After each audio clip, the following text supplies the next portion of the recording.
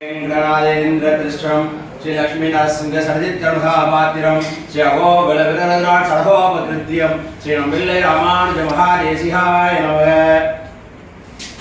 அற்புதமான எம்பெருமானாருடைய வைபவத்தை அனுபவிக்கும் நல்ல நேரத்திலே எம்பெருமானாருடைய சிஷ்யர் கூரத்தாழ்வான் பிள்ளை பராசரப்பட்டருடைய சிஷ்யர் நஞ்சியருடைய சிஷ்யர் நம்பிள்ளுடைய சிஷ்யர் வடக்கு திருவிதி பிள்ளை. இந்த வடக்கு திருவிதி பிள்ளையினுடைய பிள்ளை தான் நம்முடைய பிள்ளை லோகாச்சாரியர்.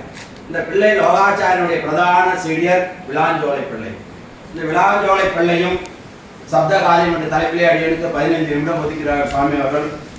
இந்த விளாஞ்சோலை பிள்ளை திருவனந்தபுரத்திலே கரைமணி ஆற்றங்கரையிலே 600 என்ற கிராமத்திலே ஈழவ குலத்திலே ஐப்பசி மாதம் உத்திரட்டாதி நட்சத்திரத்திலே அவதாரம் செய்தார். இவர் ஈழவ குலத்திலே அவதாரம் செய்தனாலே தாழ்ந்த குலத்திலே பிறந்ததினாலே அந்த காலத்திலே கோயில் உள்ளே சென்று வழிபட முடியாத நிலை இருந்தது. ஆனால் விழாமரங்கள் நிறைந்த சோலையிலே இருந்து அந்த விழாமரத்தின் மேலே ஏறி விமான கோபுரத்தை தினந்தோறும் தரிசித்து வந்தார். எம்பெருமானுடைய கடாட்சத்தினாலே பிள்ளை லோகாச்சாரியர்களில் ஈடுபட்ட ஆச்சாரிய பக்தினாலே ஸ்ரீரங்கம் சென்று பிள்ளை லோகாச்சாரியரிடத்திலே பஞ்ச சமஸ்காரம் பெற்று ஆச்சாரிய சம்பந்தம் பெற்று அங்கே நலந்திகழ் நாராயணதாசர் என்று ஆச்சாரிலே பெயர் சூட்டப்பெற்று நலந்திகழ் நாராயணதாசராக விளாஞ்சோலை பிள்ளை அவர்கள் திகழ்ந்தார். விளாஞ்சோலை பிள்ளை அவர்கள் ஆச்சாரியத்திலே மிகுந்த பக்தியும் ஈடுபாடும் இருந்ததினாலே அவர் ஸ்ரீவசன பூசணத்துடைய ஆழ்ந்த பொருளையும் அவர்களுடைய அத்திர சுருக்கமாக அதில் விளக்கி சொல்லியிருக்கிற விஷயம் எல்லாம் அறிந்து அந்த ஸ்ரீவசன பூசணத்துடைய அதிகாரியாக இருந்தார். விளாஞ்சோலை பிள்ளை ஆச்சாரியனிடத்திலே பிள்ளை லோகாச்சாரியத்திலே ஆழ்ந்த பக்தியின் ஈடுபாட்டினாலே ஒரு ஆச்சாரியனே பார்த்து நீ ஸ்ரீவசன பூசணத்தினுடைய அதிகாரியாக இருக்கிறாய் என்று சொல்லி அதிகாரியாக நியமித்தார். அப்படி ஸ்ரீவசன பூசணத்தினுடைய அதிகாரியாக நியமித்தோடு மட்டும் இல்லாமல் ஆச்சாரியன் கைங்கரியம் செய்து அந்தரங்கராய் மிகுந்திருந்தார்.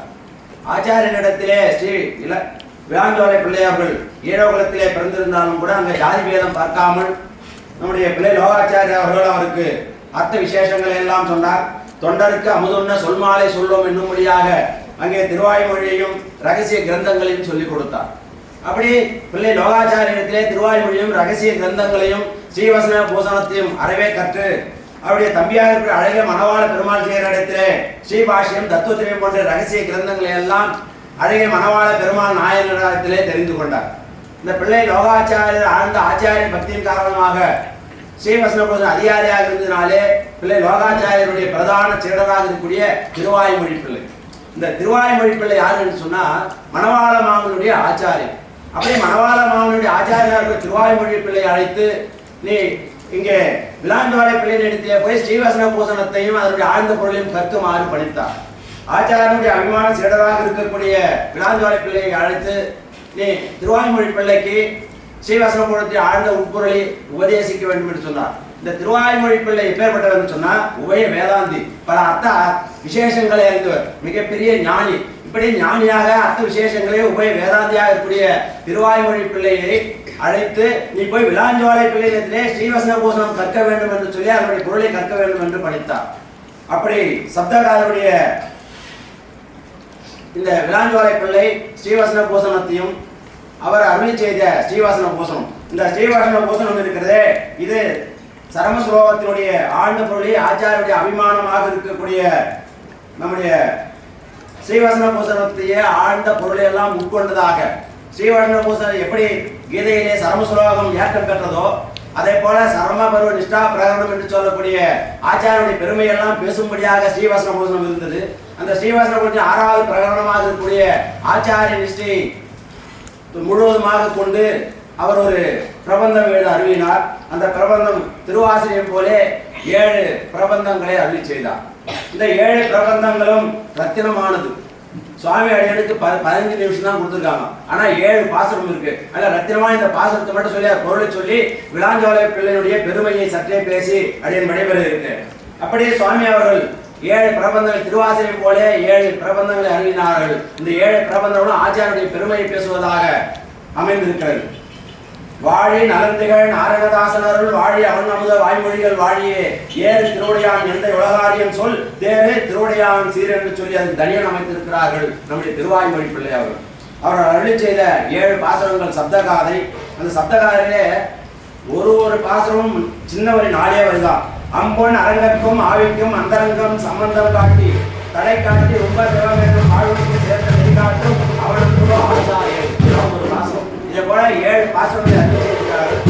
ஒரு பிரபந்தத்துக்கு ஒரு நாள் பொருள் சொல்லலாம். அவ்வளோ வியாக்கியானம் இருக்குது. அடையாளுக்கு இது வந்து சப்தகாரி அதை பார்க்கல. சுவாமி தான் அடையாளு கராட்சிக்கு கொடுத்தா முதல் பாசனத்தை. அப்படி அப்பன் அரங்கற்கும் ஆவிக்கும் அந்தரங்க சம்பந்தம் காட்டி தலை காட்டி உப்பத்தவம் என்னும் வாழ்வுக்கு சேர்ந்த நெறி காட்டும் அவனன்றோ ஆச்சாரியன். இந்த முதல் பாசனம் என்ன சொல்றேன்னு சொன்னால், எம்பெருமான் ஜீவாத்மா, அந்த ஜீவாத்மாவை அடையக்கூடிய வழி, அடைந்து பெறக்கூடிய பேரு, அது அடைவதற்கு இருக்கக்கூடிய தடைகள் என்று சொல்லக்கூடிய இப்படி 5 விதமான அர்த்த பஞ்சகத்தை சொல்லுகிறது இந்த முதல் பாசனம். இப்படி அர்த்த பஞ்சகத்தை எல்லாம் சொல்லும்படியாக இருக்கக்கூடிய நம்முடைய ஆச்சாரியன் நமக்கு அர்த்த பஞ்சம் சொல்லி நம்மை வாழ்வில் நெறிகாட்டுபவராக ஆச்சாரியன் இருக்கிறார் அப்படின்னு முதல் பாசனம் சொல்லுது. இரண்டாவது பாசனம் என்ன சொன்னா, 5 பொருளும் அளித்தவன்பால் அன்பிலார் நஞ்சில் மிகக்கூடிய நாம் சொன்னோம் நஞ்சுதான் உடை முடிக்கும் அது உயிர் முடிக்கும் என்று ஈனமிலார் சொன்னார் இவை.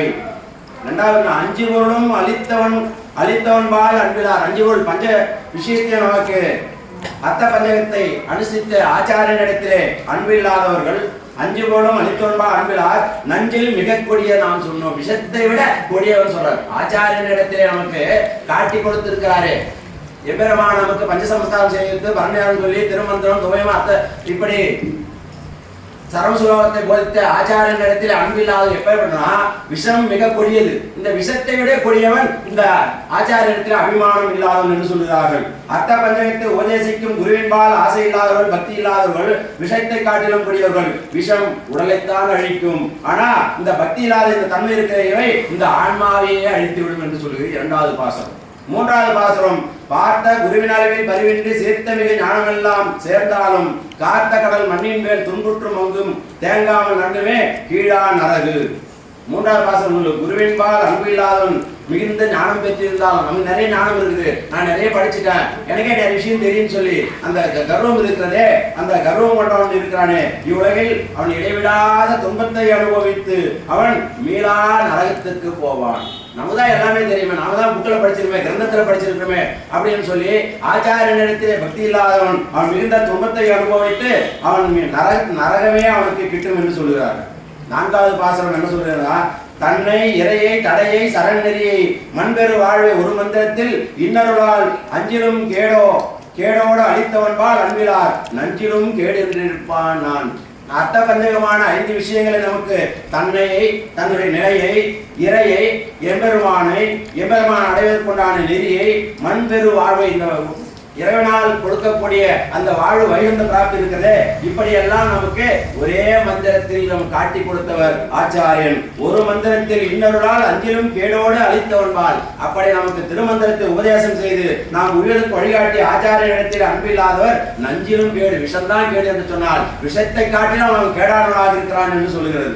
ஐந்தாவதாக, என்பக்கள் ஓதினார் இன்னார் எனும் நிகழும், என்பக்கள் நன்மை எனும் நிகழும், மண்பக்கள் சேவை பார்க்க அன்புடையோர் சண்ம நிறுவனமும் ஆவிக்கு நேரே அழுக்கு என்று சொல்றார். இவர்கள் என்னிடம் உபதேசம் பெற்றவர்கள். இப்போ அந்த ஆச்சாரிய ஸ்தானத்திலே இருக்கக்கூடியவர்கள் இவர் என்னிடத்திலே வந்து ஞானம் பெற்றவர்கள், நானே இவருக்கு குருவாக இருக்கிறேன் என்று சொல்லி வர்ணபேதம் பார்க்க கூடாது. இந்த வர்ணபேதம் பார்ப்பதற்கு இது ஆன்மாவிற்கு கொடிய நாசத்தை தரும். வர்ணபேதமே ஒரு ஆச்சாரியன் என்று இருந்தால் அங்கே வர்ணபேதம் பார்க்க கூடாது, உயர்ந்தவன் தாழ்ந்தவன் பார்க்க கூடாது, இன்னார் இனியார் என்று பார்க்க கூடாது. அப்படியே வர்ணபேதம் பாராமல் இருக்க வேண்டும். அப்படி வர்ணபேதம் பார்த்தான் என்று சொன்னால் அது ஆத்மாவிற்கு கொடிய நரகத்தை தரும் என்று சொல்கிறார்கள். ஆறாவதாக, அழுக்கென்று இவையறிந்தேன் அம்பொன் நரங்கா ஒழித்தருளாய் உள்ளில் வினையை பழிப்பிடாயின் ஆரியர்க்கா எம்பெருமானார்க்கா உன்னார் அருட்கா விட்டு அழுக்கென்று இவையறிந்தேன் அம்பொன் நரா. ஸ்ரீ ரங்கநாதா, மேற்கண்ட இந்த 6 பாசங்கள் இருக்குதே, இதன் மூலமாக நான் அறிந்து கொண்டேன் என் குருவான இது நாசத்தை தரும் என்று சொல்லி. அதனால என்னுடைய குருவான பிள்ளை லோகாச்சாரியருக்காகவும் உலக குருவான ராமானுஜருக்காகவும் மற்றும் உங்கள் கருணைக்கு பொருந்தும்படியும் அடியனிடத்திலே உள்ள பாவத்தை எல்லாம் அழித்து போக்கியர்களை என்னை ரட்சித்தருள வேண்டும் என்று பிரார்த்தித்தார். இந்த 7வது பாசனத்தோடு,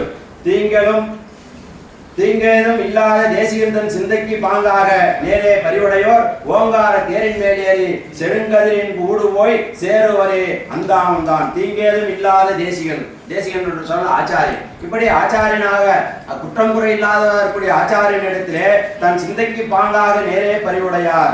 ஒரு வகை தீங்குமின்றி குருவின் எண்ணத்திற்கேற்ப நடந்து ஆச்சாரியனிடத்திலே எந்த விதமான தீங்கேதும் இல்லாமல் அவர்கிட்ட அன்புடையவர்களாக இருந்தால் பிரணவம் என்னும் தேரில் அமர்ந்து சூரிய மண்டலத்தின் வழியாக சென்று அங்கே பரமபதம் அடைவார்கள். ஞானம் அனுஷ்டானமே நன்றாக உடையனான குருவை அடைந்த கால் மாநிலத்தை தேனாக்கமல திருமாமகள் கூடன் தானே வைகுந்தம் தரும் சொன்னார். அப்ப ஞானம் அனுஷ்டானமுடைய ஆச்சாரனுடைய பாதத்தை பிடித்தால் அவருக்கு சத்தியமாக மோட்சம் உண்டு என்று சொல்லி 7வது பாசனம் சொல்லுது. ஆனா 4 வரை 5 நிமிஷம் கூட அவள் 7 பாசனம் சொல்லிட்டார். ஆனா ஒரு பாசனத்துக்கும் ஒரு நாள் வியாக்கியானம். ஒரு பாசனத்துக்கு எப்பாவது சாமி நியமனம் செய்தா ஒரு பாசனத்துக்கு மட்டும் ஒரு நாளைக்கு நம்ம 1 மணி நேரம் அனுபவிக்கலாம். அப்பேற்பட்ட விஷயங்கள் இதில் புதிஞ்சு இருக்கிறது. இப்படி நம்முடைய விளாஞ்சோலை பிள்ளை அவர்கள் 7 பாசுரங்களை சப்தகாதி என்ற பாசுரத்தை அருளி செய்திருக்கிறார்கள். இப்படி ஆச்சாரிய அபிமானத்துடையான விளாஞ்சோலை பிள்ளை அங்கே திருவாய்மொழி பிள்ளை பணித்து நீ ஸ்ரீவசன குணத்தின் சாரமாக இருக்கக்கூடிய அந்த உட்கருத்தை எல்லாம் அறிந்து கொள்ளும்படி பணித்தார். அனைத்தும் அறிந்தவரான வேதம் பயின்றவரான வேதாந்த ஆச்சாரியரான திருவாய்மொழி பிள்ளைக்கு இங்கே நம்முடைய ஆச்சாரிய ஸ்ரீவாசன ஆழ்ந்த பொருளையும் ஆழ்ந்த விசேஷங்களையும் கற்றுக் கொடுத்தார். குலந்தாங்கு சாதிகள் நாளிலும் கீழிருந்து எத்தனை நலந்தான் இல்லாத சண்டாளர்களாயிலும் வளர்ந்தாங்கு சக்கரத்தன்னல் மணிவண்ணர் கால் என்று உள்கலந்தார் அடியார் தம்மடியார் எம்மடியேன்னு சொன்னார் நம்மாழ்வார். அப்படி குலந்தாங்கு சாதிகள் நாளிலும் கீழிருந்து வளர்ந்தாங்கு சக்கரத்தன்னல் மணிவண்ணர் கால் என்று அவன் எப்படி இருக்கணும்? வலது கையிலே சக்கரத்தை வச்சுக்கூடிய எம்பெருமானுடைய அடியாராக இருந்தால் அவன் தன்னுடைய அடிக்கு திருவடிக்கு சமம் என்று ஆழ்வார் போதித்தார். இதைத்தான் பிராமண குலத்திலே அவதாரம் செய்த தொடரடிப்பொழி ஆழ்வார் பழுதிலா ஒழுகலாற்று பலசதி பேரிமார்கள் இழி குலத்தவர்களிடம் எம்மடியார்களாயில் தொழுமின் பொன்மின் கொள்மின் என்று நின்னோடு மொக்க வழிபட அருளனாய் போல் மதித்திரு அரங்கத்தானே என்று சொன்னார். அப்படி பழுதிலா ஒழுகலாற்று பலசதிவே இழி குலத்தவர்களிடம் எம்மடியார்களாயில் தொழுமின் நீர் கொடுமின் பொன்மின் என்று சொன்னது இங்கே நடைமுறைக்கு வந்தது. கொடுத்தவர் எப்பேற்பட்டவர்? பஞ்சமரான விளாஞ்சோலை பிள்ளை. இதை கொண்டவர் யார் என்று சொன்னால் பிராமண குலத்திலே பிறந்த திருவாய்மொழி பிள்ளை. இங்கே ஞான பரிமாற்றத்திற்கு வர்ண வேதம் ஒரு தடையாக இல்லை. அப்போ இந்த வர்ணம் குற்றம் ஜென்மத்திற்கு குற்றம் எது என்று சொன்னால் குடிபிறப்பு கல்வி சிறப்பு செல்வ செருக்கும் தான் இந்த வர்ண வேதத்துக்கு தடையாக இருக்கிறது. நான் இந்த குடியிலே பிறந்தவன், நான் இந்த உயர்ந்த ஜாதியிலே பிறந்தவன், நான் உயர்ந்த மதத்திலே பிறந்தவன் என்று சொல்கிற அந்த அகங்காரம் தான் இதற்கு குற்றமாக இருக்கிறது. நான் நிறைய பயந்திருக்கிறேன், நிறைய கற்றிருக்கிறேன் என்று சொல்லக்கூடிய அந்த அகங்காரம் இங்கே அங்கே குற்றமாக இருக்கிறது. அதே போல செல்வ செருக்கு, இது மூன்றும் தான் இந்த ஜென்மத்திற்கு குற்றமே ஒழிய நான் இந்த குலத்திலே பிறந்திருக்கிறேன், இந்த இடத்திலே பிறந்திருக்கிறேன் என்று சொல்லுகின்ற பொழுது அது தம்மை தாழ்ந்தவர்களாக நினைப்பவளே உயர் குடிப்பினன். நம்ம எப்படி நினைச்சோம்? அடியேன் தன்னை தாழ்ந்தவனாக நான் உனக்கு அடிமைப்பட்டவன் என்று சொல்லி தன்னை தாழ்ந்தவனாக யார் ஒரு நினைக்கிறானோ அவன் உயர்ந்த உலகத்தினாலும் பிராமணனானாலும் சத்திரியனானாலும் வைசியனானாலும் கூட அவன் தன் இடத்திலே தன்னுடைய வைஷ்ணவனிடத்திலே பக்தனிடத்திலே ஆச்சாரியனிடத்திலே அடியேன் என்று சொல்லி யார் என்னை தன்னை தாழ்ந்தவன் நினைக்கிறானோ தம்மை தாழ்ந்தவனாக நினைப்பவனே அவனே உயர் குடிப்பினன் என்று சொல்கிறார்கள். இப்படி திருவாய்மொழி ஜீவசன பூசணத்தினுடைய உயர்ந்த ஆழ்ந்த பொருளை எல்லாம் கற்றுக்கொண்டு அவர் ஆழ்வார் திருநகரை போய் சேர்ந்தார். அதற்கு அடுத்தபடியாக விளாஞ்சோலை பிள்ளைக்கு இப்பேற்பட்ட பெருமை இருக்கிறது என்று தெரியுமா? மிலேச்சனும் பக்தனானாள். மிலேச்சன் என்று சொன்னால் நாய் மாமிசம் சாப்பிடுவனும் பக்தனாக இருந்தால் மிலேச்சனும் பக்தனானால் அனுஷ்டானத்தில் ஆச்சாரிய பக்தியில் 8 விதமான பக்தியிலே ஏதாவது ஒன்றை கடைபிடித்திருந்தாலும் கூட அங்கே பக்தி இருந்தால் போதும் அது அந்த குலம் இதற்கு தடையாக இருக்காது. பிறப்பால் உயர்ந்தவர் தாழ்ந்தவர் கிடையாது, குலத்தால் உயர்ந்தவர் தாழ்ந்தவர் கிடையாது, அதனால பிறப்பாலே ஜாதி கிடையாது. இப்பேற்பட்ட பிறப்பாலே ஜாதி பார்க்காமல் இருந்தால் அந்த பாகவதன் எப்பேற்பட்டவன் சொன்னால் அவன் அந்தணர்களுக்கெல்லாம் தலைவனாக இருக்கிறான், அவன் ஞானியாக இருக்கிறான், அவன் பண்டிதனாக இருக்கிறான், அவன் முனிவனாக இருக்கிறான் என்று சொல்கிறார்கள். அப்படி குலத்தாலே கீழ்குலத்தில் பிறந்தாலும் கூட பகவத் பக்தியிலே பாகவத பக்தியிலே ஆச்சாரிய பக்தியிலே சிறந்திருந்தால் அவன் அந்தணர்களுக்கு இணையானவனாக பகவானுக்கு இணையானவனாக மதிக்கப்படுகிறான். விஸ்வாமித்திரரும் பெரியாழ்வாரும் தொண்டடிப்படியாழ்வார் கூட்டத்திலே போய் ஒருவர் சேர்ந்தார். அவர் யார் என்று சொன்னார்? பாணர் குலத்திலே அவதாரம் செய்த நம்முடைய நம்பாடுவான். அந்த நம்பாடுவான் பிரம்ம ராட்சசனுக்கே அவருடைய சாபத்தை போக்குவனாக தன்னுடைய பக்தியினாலே அந்த பிரம்ம ராட்சச சாபத்தை போக்கினான். அதே போல அங்கே குகன் ராமனிடத்திலே பக்தி செலுத்தி ஆண்டு குலத்திலே பிறந்த வேடோ குலத்திலே பிறந்த குகன் ராமனிடத்திலே பக்தி செலுத்தி அங்கே அவன் நற்கதி விழுந்து போனான். அதே போல பகவான் விதுரர் வீட்டிலே போய் சமபோஜனம் அருந்தினார். அதே போல திருமழிசை ஆழ்வார் அக்கர பூஜை கொடுக்க வேண்டும், அந்த அக்கர பூஜை கொடுக்க வேண்டும் என்று சொல்லுற போது திருமழிசை ஆழ்வார் இந்த ஜாதி என்று பார்க்கவில்லை. அப்போ இங்கே ஜாதி பார்க்கவில்லை, இங்கே பக்தியே மேலோங்கி இருந்தது. ஐவரில் ஒருவராய, நால்வரில் ஒருவராய, மூவரில் ஒருவர் என்று சொல்வார்கள். இந்த ஐவரில் ஒருவர் தருமர், நால்வரில் ஒருவர் ராமன், மூவரில் ஒருவர் நம்பிகளிலே ஒருவர். இந்த ஐவரில் ஒருவரான தர்மர் விதுரருக்கு அந்திம சம்ஸ்காரம் செய்தார்.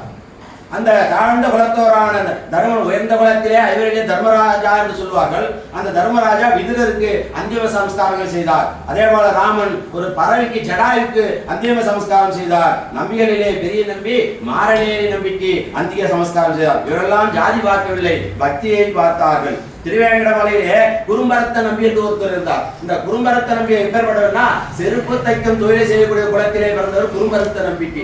அவர் பிற்காலத்திலே பானைகளை செய்து விட்டுக் கொண்டிருந்தார். அப்பேற்பட்ட செருப்பு தைக்கும் குடும்பத்திலே பிறந்த குறும்பரத்த நம்பிக்கு அங்கே மோட்ச வீடு தந்தான் திருவேங்கடமுடையான். அதே போல திருப்பானாழ்வார் லோகசார்ந்த முனிவருடைய தொழிலே சென்று அங்கே எம்பெருமானுடைய கருவறையிலே போய் அந்தர்பவித்து அந்தரங்க கைங்கரியம் செய்து கொண்டிருந்தார். அதே போல திருக்கச்சி நம்பி அங்கே தேவபெருமாளுக்கு ஆலவட்ட கைங்கரியம் செய்தார். இவர்கள் யாரும் பிராமணர்கள் கிடையாது, இவர்கள் யாரும் உயர் ஜாதியினர் கிடையாது. இவர்களெல்லாம் ஜாதியினாலே உயர்ந்தவர்கள் அல்ல, பக்தியிலே ஆச்சாரியத்திலே பக்தியிலே சிறந்தவர்களாக இருந்தார்கள். அதே போல ஒரு சின்ன விஷயம், காய அன்ன சலசுத்தி என்று சொல்லுவார்கள். இந்த காய அன்ன சலசுத்தி என்று சொன்னால் ராமானுஜர் தேவ சுத்தி செய்வதற்காக பிள்ளை உறங்காவிதாசரை தொட்டுக் கொள்வார்.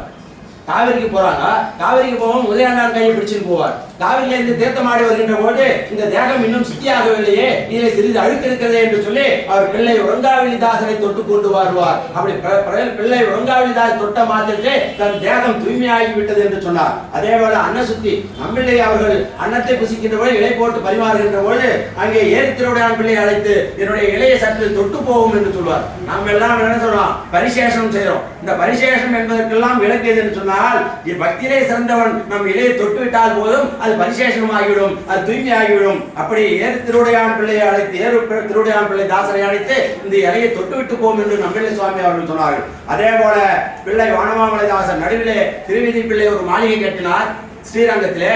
அந்த திருமாலைக்கு கிரக பிரவேசம் பண்ணணும். அப்ப கிரக பிரவேசம் என்ன செய்யணும், யாரையாவது நல்லா ஒரு பிராமணனை கூட்டு வேதங்களை உதவி பண்ணணும். ஆனா அவர் என்ன சொன்னார், பிள்ளை வானமாமலை தாசன் நம்முடைய கிரகத்தை பார்த்து விட்டு வந்து விட்டார், அவருடைய திருவடி பதித்தினாலே இந்த பாதம் பட்டதினாலே இது தூய்மை அடைந்தது, பிள்ளை வானமாமலை தாசர் அவர்கள் கிரக பிரசவம் செய்து விட்டார் என்று சொல்லி அந்த ஸ்தலத்திற்கு செய்தார்கள். இப்படி காய அன்ன ஸ்தலத்திற்கு செய்தார்கள் நம்முடைய முன்னோர்களெல்லாம். பிறப்பில் உயர்ந்தவர் தாழ்ந்தவர் கிடையாது. இவர்களே உயர்ந்தவர் யார் என்று சொன்னால் விளான் பிள்ளை சோலை. எப்படி ராமானுஜருக்கு பிள்ளை உறங்காவெளி தாசரோ, எப்படி நம்பிள்ளை சுவாமிக்கு ஏறு திருவிழான் பிள்ளை தாசரோ, எப்படி நடுவில் திருவிழை பிள்ளை பட்டருக்கு பிள்ளை வானமாமலை தாசரோ, அதை போல ஆளவந்தாருக்கு மாரநேரி நம்பி இருந்தார். அதை போல இந்த பிள்ளை உறங்காவெளி தாசருக்கு ஏருடையான் தாசரை போல நம்முடைய விளாஞ்சோலை பிள்ளை இருந்தார்கள்.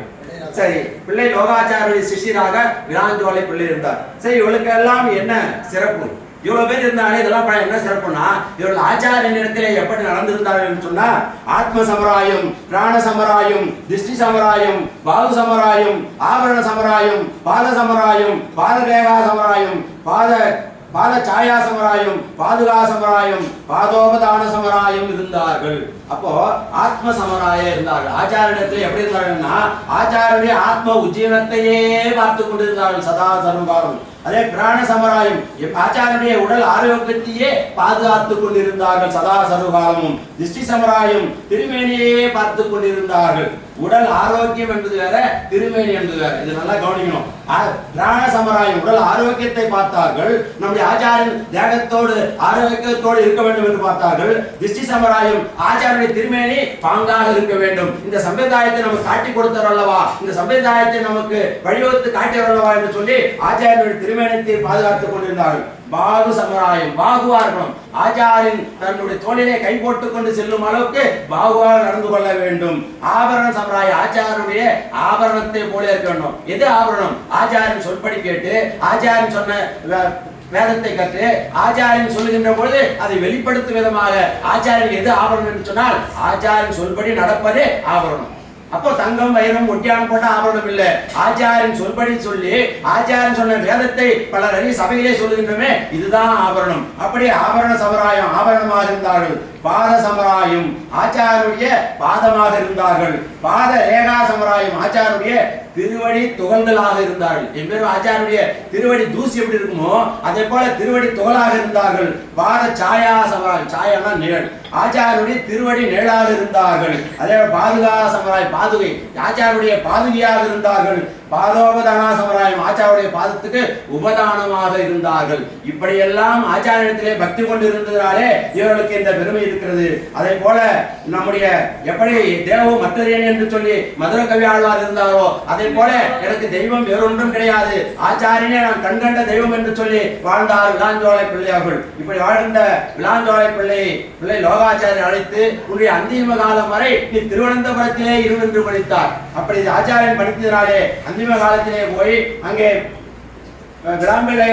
விளாஞ்சோலை நிறைந்த அந்த சோலைகளிலே போய் அங்கே அமர்ந்து யோகத்திலே இருந்தார். எப்படி யோகத்திலே இருந்தார்? ஏதோ நாம வாழணும் உடம்பு நல்லா ஆகணும் வைகுண்டம் போனோம் இல்லை.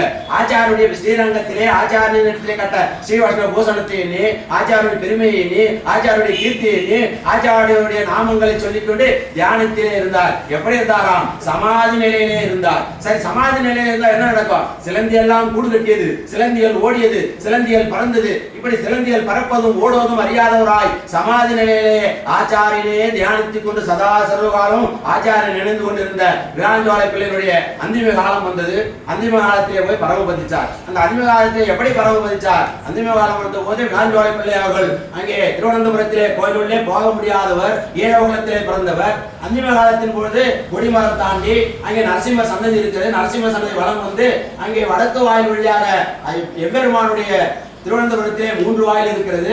கடை வாயிலான திருவடியை போய் அடைந்தார். அப்போ எம்பெருமான் 3 வாயில்களில் இருக்கிறார். அதிலே பிரம்மா ருத்ரர்கள் விஸ்வேசான நித்தியர்கள் எல்லாம் திருமுகமாக போய் சென்றடைவார்கள். பிரம்ம ருத்ரர்கள் எல்லாம் நாவிகமலத்தின் வழியாக போய் பார்ப்பார்கள். ஆனா அடியார்கள் எல்லாம் எம்பெருமானுடைய திருவடியே விரும்புவார்கள். அப்படி இந்த விளாஞ்சோலை பிள்ளையும் திருவடியே விரும்பி திருவடியிலே போய் நின்றார். இந்த நம்பூதிரியில் பார்த்தால் கோயில் செய்கின்ற பொழுது ஒரு ஏழை குலத்தவன் இங்கே உள்ளே வந்து விட்டானே, கர்ப்பகிரகத்தில் வந்து விட்டானே, அபச்சாரம் ஏற்பட்டு விட்டது என்று சொல்லி கதவை சாத்திக் கொண்டு வெளியே வந்தார்கள். வெளியே வந்து பார்த்த பொழுது விளாஞ்சோலை பிள்ளையினுடைய சிஷ்யர்கள் எல்லாம் அங்கே ராமானுஜ நூற்றாண்டாய் சேவித்துக் கொண்டு இந்த நம்பூதிரிகளை பார்த்த மாதிரியே சுவாமி என்னுடைய ஆச்சாரிய விளாஞ்சோலை பிள்ளை ஆச்சாரியனுடைய திருவடியை அலங்கரித்திருக்கிறார், அதனாலே சுவாமிக்கு கலைந்த திருப்பரியாட்டமும் பூமாலையும் வேண்டும் என்று பிரார்த்தித்தார்கள். அப்பதான் நம்பூதிரியில் பார்த்தால் என்ன அதிசயம் நடந்திருக்கிறது. இந்த விளாஞ்சோலை பிள்ளை அங்கே அந்தர்பவி இருக்கிறானே, அங்கே எப்படி திருப்பாணாழ்வாரும் ஆண்டாளும் ஸ்ரீரங்கத்திலே எம்பெருமானுடைய திருவடியில் அந்தர்பவித்தார்களோ அதே போல திருவனந்தபுரத்திலே விளாஞ்சோலை பிள்ளை எம்பெருமானுடைய திருவடியிலே போய் அந்தர்பவித்தார். அந்த விளாஞ்சோலை பிள்ளை ஒரு காலத்திலே கோயில் கர்ப்பகிரகத்திற்கே போக முடியாத நிலை இருந்தது. அவனுடைய பக்தினாலே ஆச்சாரிய பக்தினாலே உயர்ந்து மிளித்து அங்கே ஆச்சாரியுடைய கிருபையினாலே எம்பெருமானுடைய திருவனந்தபுரத்திலே போய் அந்தர்பவித்தார். அப்படியே நாமும் ஆச்சாரியுடைய பக்தியிலே சிறந்து விளங்கி ஆச்சாரியருக்கு கீர்த்தியை பெற்று ஆச்சாரியத்தை பக்தி செலுத்து ஆச்சாரியனே நாம் தெய்வமாக இருந்து ஆச்சாரியத்தை பக்தி செலுத்தி வாழ வேண்டும் பிரார்த்தித்து பேசுவதற்கு நேரம் கிடைக்காமல் எளிமையாக சொல்லியிருக்கோம் என்று பிரார்த்தித்து அடியேன் விடைபெற நன்றி, வணக்கம்.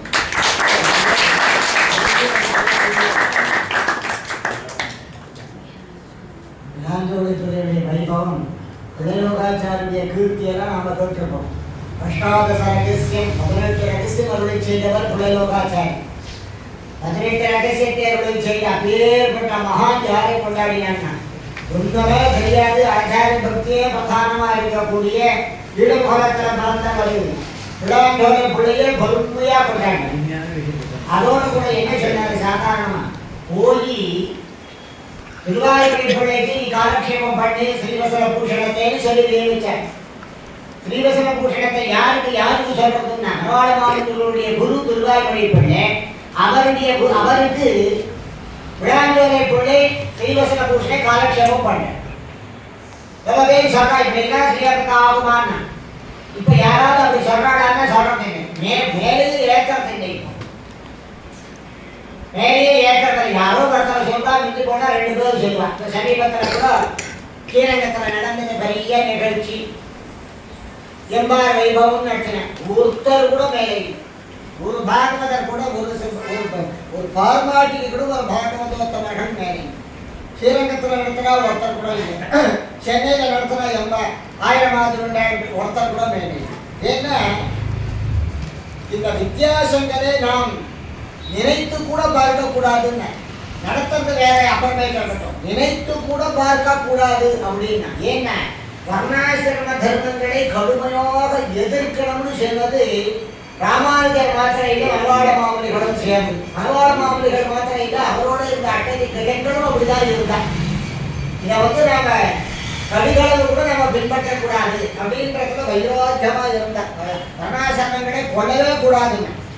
அதில் குறிப்பாக செங்கல்யாரத்துக்கு ரொம்ப அவசியம் தான். மனவாள மாமனிகள் எல்லா இடத்துலையும் சொல்ற அதை எதிர்க்கணும், வர்ணாசிரமங்களை நம்ம பார்க்கவே கூடாது, அதை நாம் எதிர்க்கணும், வர்ணாசிரமம் பார்க்கறவங்களே எதிர்க்கணுங்க. அவருடைய அஷ்டதிகளை வந்திருக்கக்கூடிய 10வது பயங்கரமா அண்ணா முதல் கொண்டு எறும்பியப்பா வரைக்கும் அப்புள்ளார் அப்பிள்ளை எறும்பியப்பா எல்லாரும் எல்லாருமே எதிர்க்கிற வன்மையா கண்டிக்க.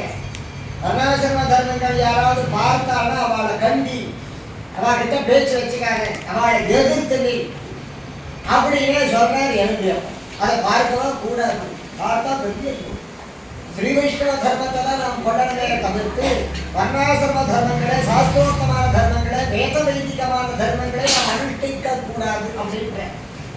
இப்போ வேதோக்தமான தர்மங்களை அனுஷ்டானங்களை கொள்ளக்கூடாதுங்கிறதுல ஸ்ரத்தையா இருந்தா நம்முடைய பூர்வாச்சாரம்.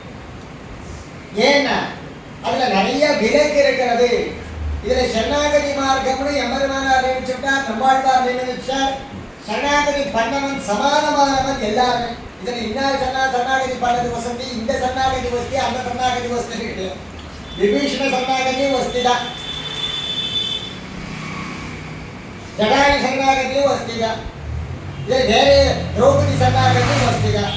இதுல யாருடைய சரணாகதி குறைவு, யாருடைய சரணாகதி ஏற்றம் அப்படின்னு பார்க்கறதுக்கு இருக்குதா இல்லை.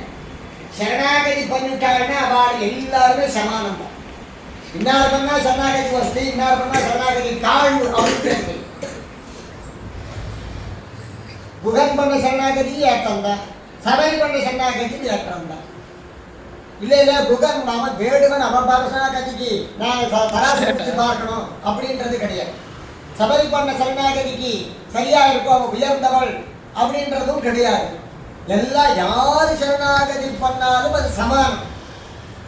அவளுடைய ரூபத்தை பார்க்கறது இல்லை, அவளுடைய ஹிருதயத்தை பார்க்கிறது, அவளுடைய சரணாகதியில் இருக்கக்கூடிய தீர்க்கத்தை பார்க்கிறது, அந்த சரணாகதியில் இருக்கக்கூடிய திடத்தை பார்க்கறது, சரணாகதியில் இருக்கக்கூடிய உண்மையை பார்க்கறது அப்படிங்கிறது தான் தத்துவமே. தனி யார் சரணாகதி பண்றா அப்படிங்கிறத பார்க்கறது இல்லை, பார்க்கவும் கூடாது அப்படிங்கிறது சம்பிரதாயம். அதுலதான் நம்முடைய பிள்ளலோகாச்சாரியர் கிடாஞ்சோலை பிள்ளையை கொண்டாடினதுக்கு காரணம் என்னன்னா, அந்த சரணாகதியில தீர்க்கமா என்ன சரணாகதியை தீர்க்கமா கடைபிடித்தவன். தேவமற்றறிய குருகூர் நம்பின்னு மதுரகவி ஆழ்வார் சொன்ன மாதிரி விளாஞ்சோலை பிள்ளை பிள்ளலோகாச்சாரியரே ஆட்டினார். ஆச்சாரியனே கதின்னு வாழ்ந்துட்டோம். அப்படி வாழ்றதுனால என்னன்னா சுலபம் உனக்கு. நீ அந்த சாஸ்திரம் இந்த சாஸ்திரம் இந்த நூல் அந்த நூல்னா கடைபிடிச்சு படிச்சு கஷ்டப்பட்டு தெரிஞ்சுட்டு சுமத்துட்டு தெரிய வேண்டிய அவசியம் இல்லை அப்படின்னா. ஏன் எங்க ஆச்சாரம் இப்படி சொல்லியிருக்கிறார், என் ஆச்சாரம் இந்த நிஷ்டன் சொல்லியிருக்கிறார், அதுவே எனக்கு போறோம் அப்படின்னு. விளாஞ்சாலை பிள்ளை போய் இந்த வேதத்துல என்ன இருக்குது, இல்ல அதுல என்ன இருக்கிறது, இல்ல திருவாரூரில் என்ன இருக்குது அப்படின்னு போய் ஆராய்ச்சி பண்ணிட்டு இருக்கிறதே இல்லை. எங்க ஆச்சாரன் ஸ்ரீவசன பூஷணத்தை சொன்னார், அதுல இப்படி இருக்கணும்னு சொன்னார், அப்படி நாம இருந்தோம், முடிஞ்சது, அவ்வளவுதான் அப்படின்னு முடிச்சுட்டேன். அந்த மாதிரி விளாங்கோலுடைய பெருமை, அவர் பெருமைக்கு ஒரே முதல் பாட்டு சொன்னார் பாருங்க. அம்பன் அரங்கரைக்கும் ஆவிக்கும் அந்தரங்க சம்பந்தம் காட்டி தகை காட்டி மும்பர் திவமென்னும் வாழ்வுக்கு வழிகாட்டும் அவனொன்றோ ஆச்சாரியன். முதல் நான் 2 முடிஞ்சுக்கும். எந்த அளவுக்கு அவர் சாஸ்திர விஷயங்களை அறிந்திருந்தா இந்த விஷயத்தை சொல்ல முடியும். சாஸ்திரத்தை அறியாதவா இல்லை, தெரிஞ்சு வச்சுட்டா கடைபிடிக்கிறது, தெரிஞ்சு வச்சுட்டா வேதத்தை கடைபிடிக்கிறது, தெரிஞ்சு வச்சுட்டா கடைபிடிக்கிறது. ஏன்னா கடைபிடிக்கிறது ஆச்சாரம் சொன்னது மாத்திரம். நீங்க எல்லாம் தெரிஞ்சு வச்சுட்டு இருக்கிறது பொழுதுபோக்கு. காலக்ஷேபம் எதுக்கு? நான் பொழுதை கழிக்கிறது, எம்பெருமானுடைய பிரதாந்தமா கேட்டு பொழுதை கழிக்கிறது அப்படின்னா. அம்பன் அரங்கனுக்கும் ஆவிக்கும் அந்தரங்க சம்பந்தம் அப்படின்னா. அம்பன் அரங்கன் யாரு? எம்பெருமான். ஆவி யாரு? நாம. இந்த ஆவி இது உள்ள இருக்கிறதே இந்த ஜீவன், இதுதான் ஆவி. அந்த அம்பன் அரங்கருக்கும் ஆதிக்கும் அந்தரங்க சம்பந்தம் காட்டினான். இந்த ரெண்டுத்துக்கு சம்பந்தம் இருக்குது அப்படின்றத காட்டுறது. அவன் எங்கேயோ இருக்கிறா, பரமாத்மான்னு சொல்றா, பொதுவான்னு சொல்றா, விஷ்ணுன்னு சொல்றா, பகவான் அவன் எங்க இருக்கிறானோ நமக்கு தெரியாது, பார்க்கல. நமக்குள்ள உயிர் இருக்குதாங்க, அது பார்க்கல. அதுவும் இப்ப நாம ஒத்துக்கிறது இல்லை.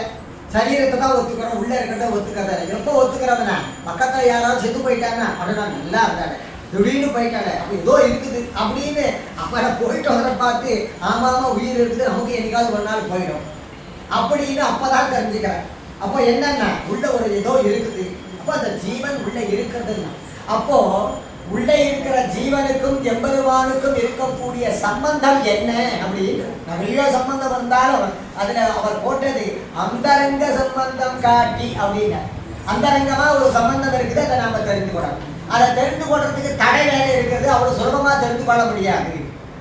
அப்போ அம்பன் அரங்கருக்கும் ஆவிக்கும் அந்தரங்க சம்பந்தம் காட்டி தடை காட்டி, இந்த ரெண்டுத்தையும் காட்டணும். முதல்ல சம்பந்தத்தை காட்டணும், அதுக்கப்புறமேட்டு அதை இருக்கக்கூடிய தடையை காட்டணும். இந்த ரெண்டுத்தையும் காட்டி கொடுத்தது தெரிஞ்சுட்டவன அதுக்கப்புறமேட்டு என்ன கிடைக்கும்? உம்பது தினமென்னும் வாழ்வுக்கு வழிகாட்டும். இதை ரெண்டும் தெரிஞ்சுட்டா எம்பெருமான் திருவடி உம்பது தினம் அப்படின்னா வானவர்கள் இருக்கக்கூடிய இடம், அதை தாண்டி அபராக்கிருதம் பெருவீடுன்னு சொல்லக்கூடிய உம்பது தினமென்னும் வாழ்வுக்கு அங்க போய் சேரக்கூடிய இடத்துக்கு யாரு டிக்கெட் கொடுக்குறார்? அந்த அந்த ஊருக்கு போறதுக்கு யாருக்கு வழி தெரியும்னா அது ஆச்சாரியனுக்கு தான் தெரியும். உம்பது தினமென்னும் வாழ்வுக்கு வழிகாட்டும். அது அந்த ஊர் அங்க இருக்கிறது. அந்த ஊருக்கு எப்படி போறது? பிளைட்ல போறதா, ஜெட்ல போறதா, ட்ரெயின்ல போறதா? இல்லை, அப்படியெல்லாம் அந்த ஊருக்கு போக முடியாதுப்பா. இப்படியெல்லாம் வாழ்ந்தா போகலாம். எப்படியெல்லாம் வாழணும்னா இட்ட வளைக்காய் வாழணும். அதுல கொஞ்சம் சிரமம் தான் இருக்கும். கொஞ்சம் பெரிய ஊர் இல்லை, நம்ம பார்த்ததில்லை, முன்பின்ன பார்த்ததில்லாத ஒரு ஊர். போயிட்டு வந்தவன் வழி சொல்றவாளும் இல்லை. அதனால யாரும் சொல்லுவான்னா போகாத தெரியாத யாரும் சொல்லாத பார்த்துட்டு வந்திருக்கிற ஆழ்வார் சொல்லியிருக்கிற ஒரே சாட்சியில இருக்கிற அப்படின்னால அந்த ஊருக்கு போறோம்னா அதுக்கு யாரு வேணும்? ஆச்சாரியன் சொல்லணும். அவர் இட்ட வழக்காய் நடக்கணும். அம்பன் அனைஞருக்கும் ஆவிக்கும் அந்தரங்க சம்பந்தம் காட்டி தடை காட்டி உம்பர் திவமன்னும் வாழ்வுக்கு வழிகாட்டும் அவன் என்றோ ஆச்சாரியன். ஒரே வார்த்தை. ஆச்சாரியன்னா யாரு? வேலை சொல்லி கொடுக்குறவரா? பிரபந்தம் சொல்லி கொடுக்குறவரா? சாப்பாடு போடுறவாளா? இல்லை சஞ்சாவனை கற்றுக் கொடுக்குறவாளா? எம்பெருமானுக்கு ஆராதனத்தை கற்றுக் கொடுக்குறவாளா? அப்படின்னா எல்லாத்தையும் சேர்த்து கடைசியா சொன்னார். உம்பது தினவென்னும் வாழ்வுக்கு எம்பெருமானுடைய அபராகிருத திவ்யமங்கள ரூபமான வைகுண்டபதியினுடைய திவ்யலோகத்தை அடைவதற்கு வழிகாட்டக்கூடியவன் ஆச்சாரியன். அப்படி அது எவ்வளோ பெரிய வேலை, அது எவ்வளோ பெரிய வேலை. அவரு சாதாரணமாக நடந்துடுவான்னா ஒரு ட்ரெயினே ரெண்டு தண்டவாளத்தில் போட்டு 2 வாரத்தில் தண்டவாளத்தில் சரியாக ஓடினாச்சு. திடீர்னு நடுவத்தில் ஒரு கட்டையை போட்டாலும் ஒரு கல்லை போட்டாலும் கவுந்து கீழே வந்துடும். பெரிய ட்ரெயின் 2 தண்டவாளத்தில் அடையே கவுக்கிறதுக்கு ரெடியாக இருக்கிறான். பெரிய தண்டவாளத்தில் ஓடக்கூடிய பெரிய ட்ரெயினே கவுந்து போயிடும். இங்கேருந்து சந்திர மண்டலத்துக்கோ போயிட்டு வர்றது ஜெட்டு, அந்த மாதிரி பெரிய பெரிய விமானம் திடீர்னு போகிறது பாதியில் கலந்து போயிடுது, வெடிச்சு போயிடுது, செதறி போயிடும். அப்போ எல்லாம் ஏற்பாடு பண்ணி நடுவதில் ஒரு கட்டை போட்ட உடனே சாஞ்சி போடுற ட்ரெயின் மாதிரி இந்த சேதனன் எப்படி இருக்கணும்னு கேட்டான். இவரை இதே பாட்டையில தள்ளிட்டு போடுறனே, இதே பாட்டையிலேயே ஓட்டிட்டு போனமே அவனே அப்படின்னா, இந்த பாட்டையிலேயே போனாதானே அந்த ஊருக்கு போய் சேர முடியும். இந்த பாட்டையை போட்டு இது கொஞ்சம் பக்கத்துல நல்லா நம்ம போய் பார்த்துட்டு வரலாம் அப்படின்ட்டு இவன் இறங்கினாலோ இல்லை மாறினாலோ மறுபடியும் அவனை பிடிச்சி அந்த ட்ரெயினில் போனதுக்குள்ள பெரும்பாடாகும். ஏன்னா அது கொஞ்சம் சரியா இருக்கு, போய் பார்த்துட்டு வரேன் அப்படின்னு அந்த ஊர் தான் போச்சு. அப்படி வேற ஒன்று வருகிறது படப்படப்படானது பண்ணி அங்கே கொஞ்சம் இறங்கிக்கிறேன் அப்படிங்கிறான். அப்போ என்ன அர்த்தம்னா இறங்கி இறங்கி ஏறிட்டு இருந்தாலும் இவ்வளவு சிரமங்கள் இருந்தாலும் இறங்கி இறங்கி ஏறினாலும் அவனை சரிப்படுத்தி மீண்டும் அந்த ட்ரெயினில் வாரி போட்டு அவனை எம்பெருமான் கொண்டு போய் சேர்க்கறது பெரிய. அதை செய்யக்கூடியவன் தான் ஆச்சாரியன். அப்படி இப்பேற்பட்ட கருத்தை பெரிய வரியில அற்புதமா சொல்லியிருக்கிறார். அதனாலதான் ஆச்சாரியன் யாரை கொண்டாடுறான்னு கேட்டான். நிறைய படிச்சவாளை கொண்டாடுறாரா இல்ல அனுஷ்டான சொந்தத்துக்கு இருக்கிறவரை அனுப்பியிருக்கிறாரா? இல்லை, அவனுக்கு ஞானம் எவ்வளவு இருக்கிறது, எம்பெருமான் பக்கத்துல பிரீத்தி எவ்வளவு இருக்கிறது, பிறரிடத்துல கருணை எப்படி இருக்கிறதுன்றதான் பார்க்கறாங்க. அதான் குவாலிஃபிகேஷன். நல்ல சிஷ்யனுக்கு என்ன குவாலிஃபிகேஷன்னா அந்த கருணை எப்படி இருக்கிறது, ஞானம் எப்படி இருக்கிறது அப்படின்றது குவாலிஃபிகேஷன். அதனால்தான் பிள்ளைலோகாச்சாரியர் விழாந்தோட இப்படி கொண்டாடுறதுக்கு காரணம் அந்த 2 வாரத்துல அற்புதமா வேதத்துடைய சார மொத்தத்தையும் சொல்லிட்டார். அந்த ஸ்ரீவசன பூஷணம் 6 பிரகரணத்தையும் சொல்லிட்டார் அந்த 2 வார்த்தை. அதுதான் அதுக்குள்ளா சொல்றது. ஸ்ரீவசன பூஷணம் சொல்றதே அந்த 2 வார்த்தை 2 லைன் தான். அந்த 2 லைன்ல சுருக்கமா சொல்லிட்டார். மற்ற அவருக்கு 6 பாட்டு இருக்குது. 6 பாட்டு இருந்தாலும் அந்த 2 வரியிலே முடிச்சுட்டாரு சொல்றோம். அப்பேற்பட்ட ஞானம். ஒண்ணுமே தெரியாத ஒரு தாழ்ந்த குலம் தானே எப்படி அவருக்கு அப்படி ஒண்ணுமே தெரியாது. தாழ்ந்த குலம் தானே. தாழ்ந்த குலமாவது உயர்ந்த குலம். ஞானத்துக்கு ஏது தாழ்ந்த குலம் உயர்ந்த குலம்?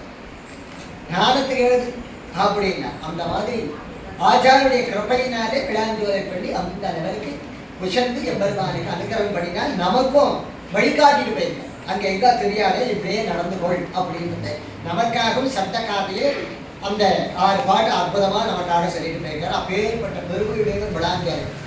அதற்கு அடுத்தபடியாக அழகிய மணவாள பெருமாள் நாயனாரும் ஆச்சாரியர்கள்